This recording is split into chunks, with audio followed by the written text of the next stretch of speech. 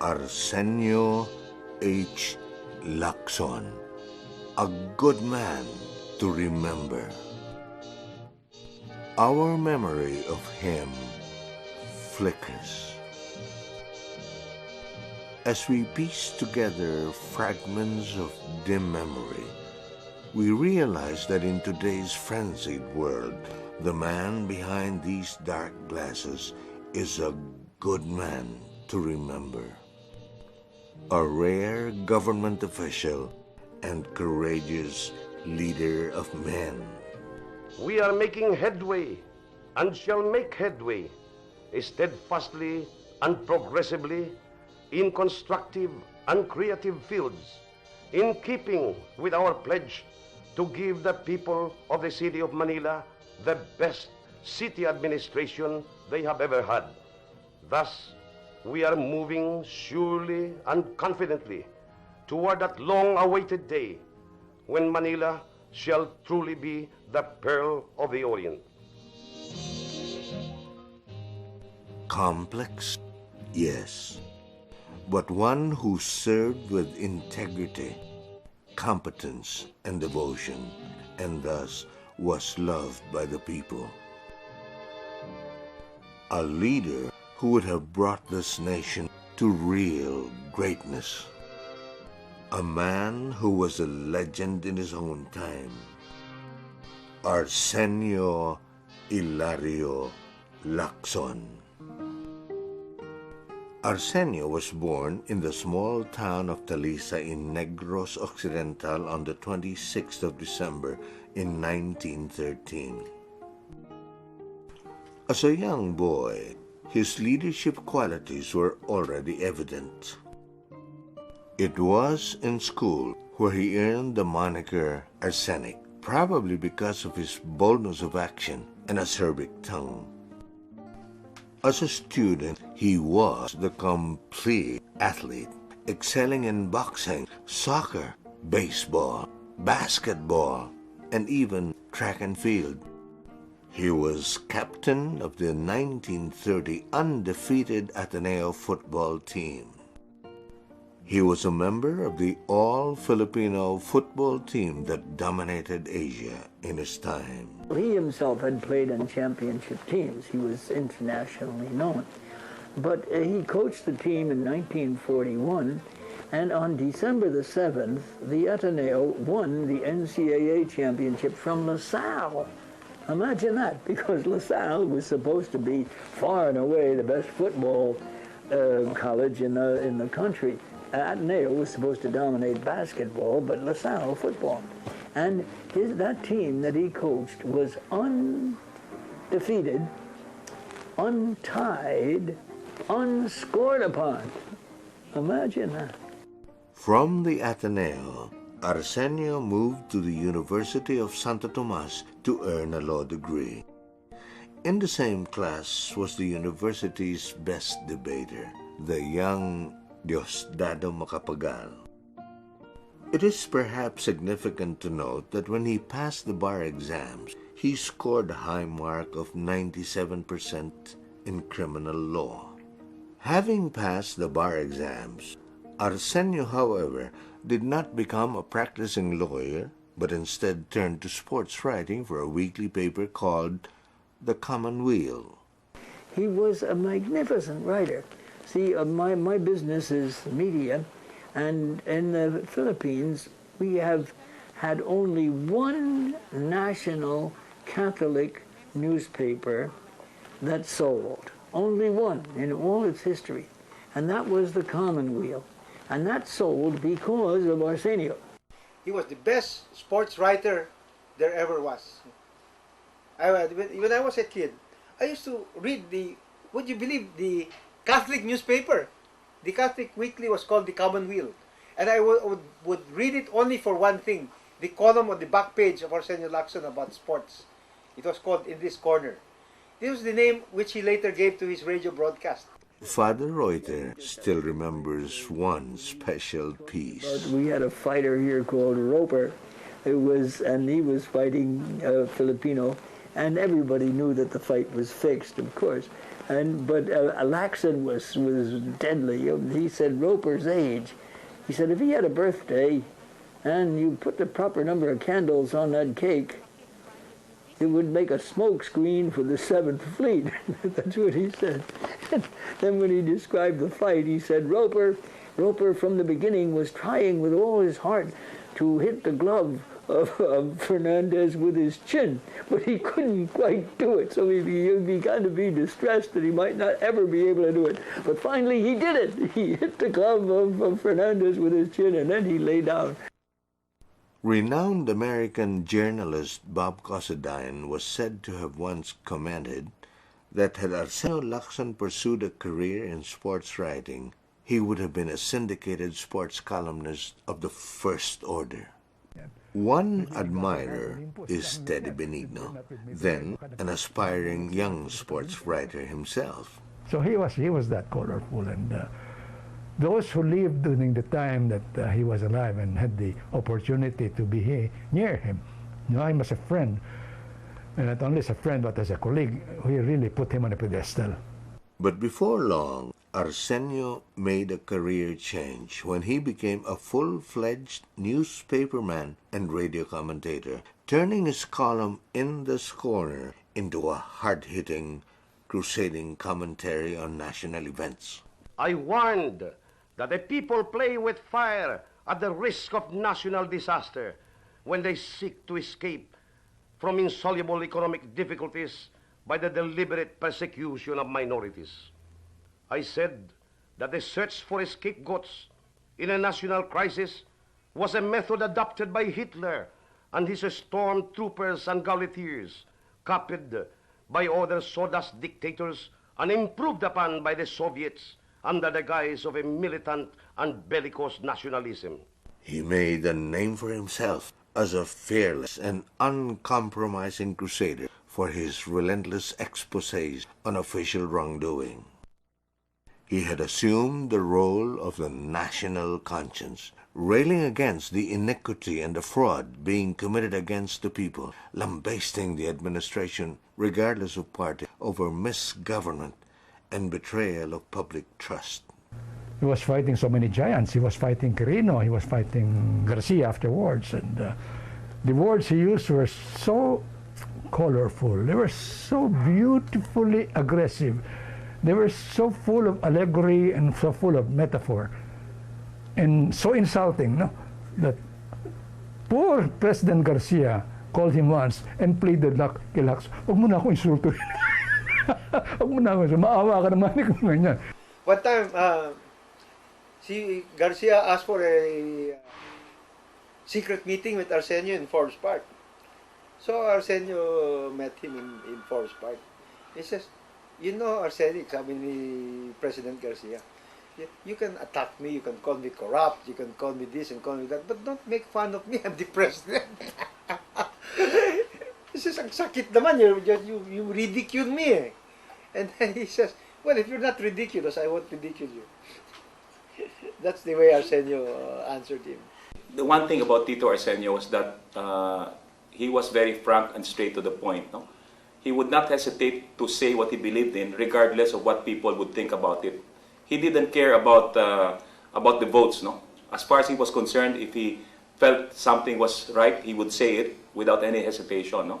So in that respect, I mean, he had guts. He wasn't called arsenic for nothing. Huwag mong tatakutin at hindi mo pwedeng takutin yan. Maski sinong kaharap niya, nandun kami sa Baguio, Camp Janhay. Breakfast kami. Si General Ackerman nandun din. Lumapit yung aide ni General Ackerman. Sabi sa kanya, "Good morning, Mr. Mayor. I'm the aide of General Ackerman, sir. The General would like to meet you, sir. Will you please follow me, sir?" Sabi ni Lacson, "Come dyan here." "Hell no! You tell that goddamn general of yours, if he wants to meet the mayor of Manila, the distance from his place to my place is the same as the distance of my place to his place. If not, tell him to go to hell." His guts, his wit, and his colorful language endeared him to his listeners. Celia Diaz-Laurel attests to this. His radio programs. I remember my parents would stop everything to listen to his In This Corner because he would always have an issue, yung issues, and they became his fan. When war broke out in 1941, Arsenio joined an underground movement called Free Philippines as an intelligence operative. For his contributions to the Allied cause, he was given the Man of the Year award by the Veterans of Foreign Wars of the United States. Father Reuter recalls one incident during the war that demonstrates Arsenio's loyalty, courage, and daring in the face of the conqueror's naked brutality. He was a guerrillero, but he wasn't a guerrillero in the hills. He was a guerrillero in the city streets. And he was very, very strong on the intelligence, which is more dangerous, much more dangerous. And once he was standing on a street corner with Lucci, with his wife, and this truck went by filled with American prisoners. And when they saw Lacson, he was their friend, and they waved to him, the victory sign in those days. And Lacson, looking at them, waved back, same way, the victory sign. Well, now, in the Japanese occupation, that was death. You couldn't do that. And the Japanese soldiers were right alongside of him, and he knew they were there. So they beat him up. Oh, they beat him up terribly, so he was bleeding all over the place. So when Lucci was patching up all his wounds, she said, "What's the matter with you? Why did you do that? I mean, there were the Japanese standing right there. You knew that. And you knew that if you made that sign, they were going to beat you up. Now, why did you do it?" He said, "Well, what could I do? They were my friends." In 1945, after the war, Arsenio decided to run for Congress and won, later landing on the list of 10 best congressmen, a roster of rising political stars, including 2 would-be presidents. After 2 years in Congress, disgusted with the way the capital city was being administered, he ran for mayor of Manila and became the first elective mayor of the city. He never left that position. He was returned overwhelmingly to City Hall for 2 more terms by an electorate that was reputed to be the most discriminating and intelligent in the country. The combination of the two, inspiration and competence, gave Manila a lot of results, especially at the time of adjustment coming from the war years into the 60s. Mayor Lacson did a lot for the city of Manila. Kaya po, palagi kaming talo pagdating ng halalan. As mayor, Arsenio Lacson cleaned up a corrupt administration in a wide-open city, at one time firing 600 incompetent job holders.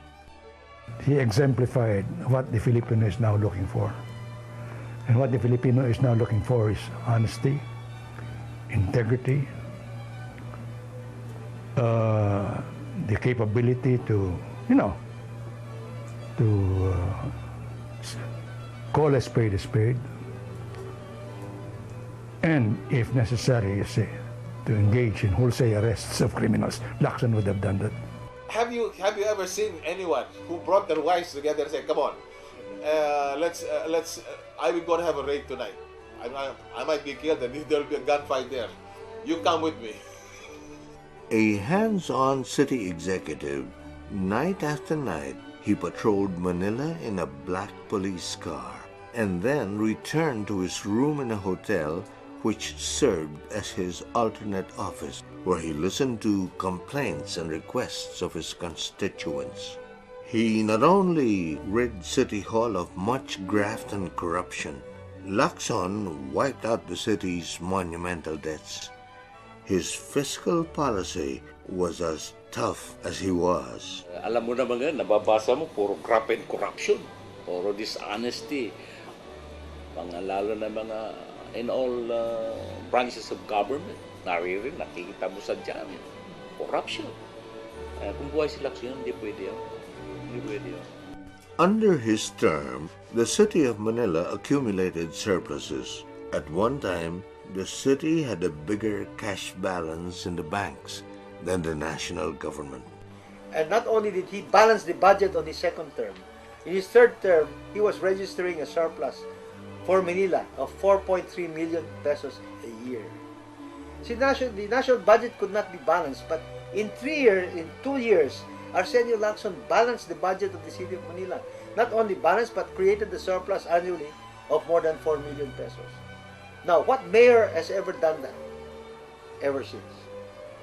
With surplus, Mayor Lacson embarked on the biggest infrastructure program the city had seen since the end of the war, including Manila Zoo and the Quiapo Underpass, while work began on the building of a city university and public hospital. The world took notice of his achievements. In 1957, Mayor Lacson was the only Asian city executive to be invited to the World Conference of City Mayors in New York City. The following year, he was named one of the world's 10 best city mayors by the Mayors and Governors Conference in San Francisco. He gave the Manileños basic services, law and order, peace and security in the community. The streets were never marred by uncollected garbage in Lacson's time. Best of all, he is remembered for Manila's finest. During his time, the Manila's policemen were not only trusted but respected. He was the only mayor that when there was going to be an assault or a mission, he joins the mission.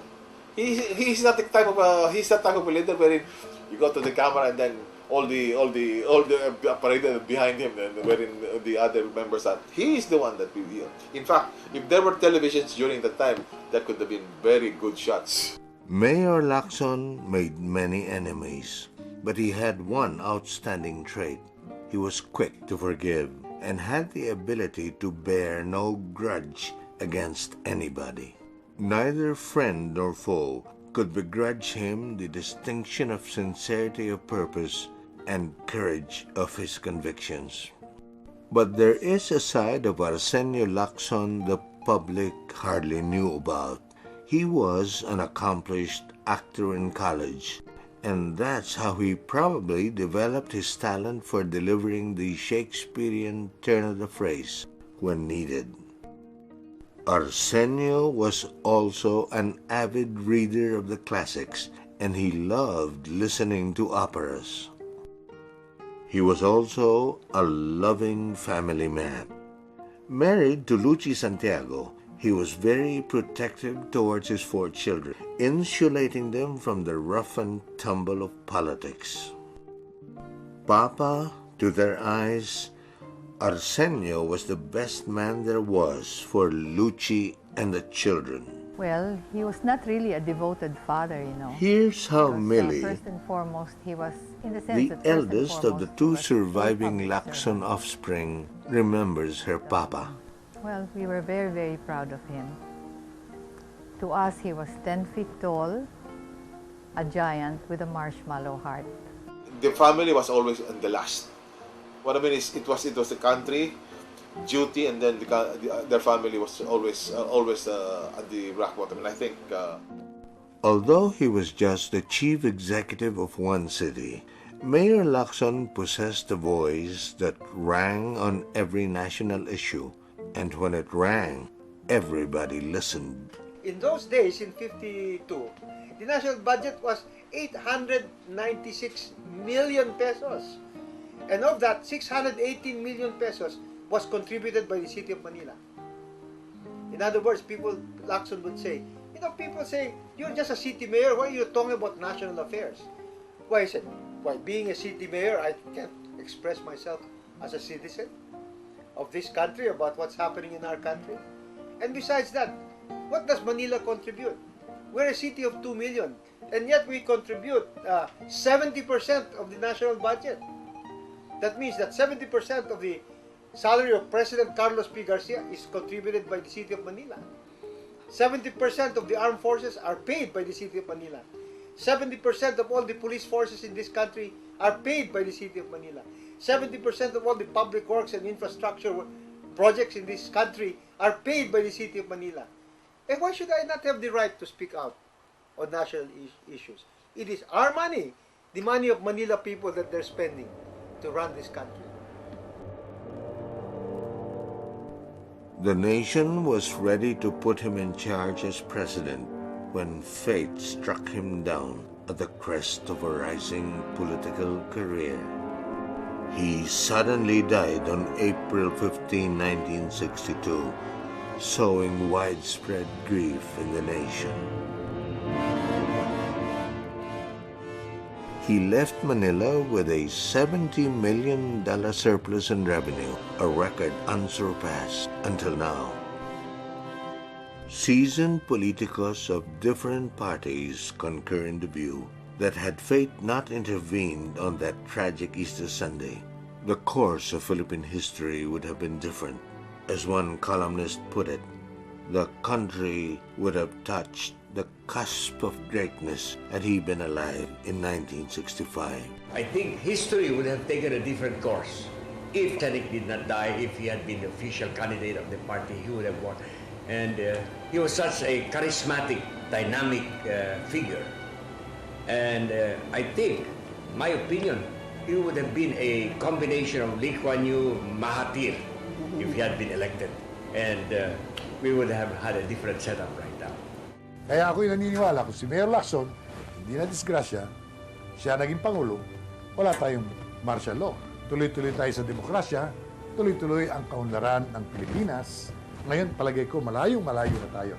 He gave the best that was in him in the service of his city, his country, and his people. His abiding honesty and sympathy for the little guy are sorely missed. This was a public servant in the real sense of the word.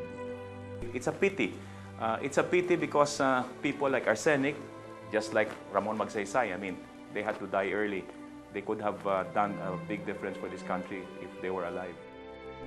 The man behind the glasses is gone, but thanks to him, there are now certain standards of leadership and ideals of service by which to measure Filipino leaders of today and tomorrow.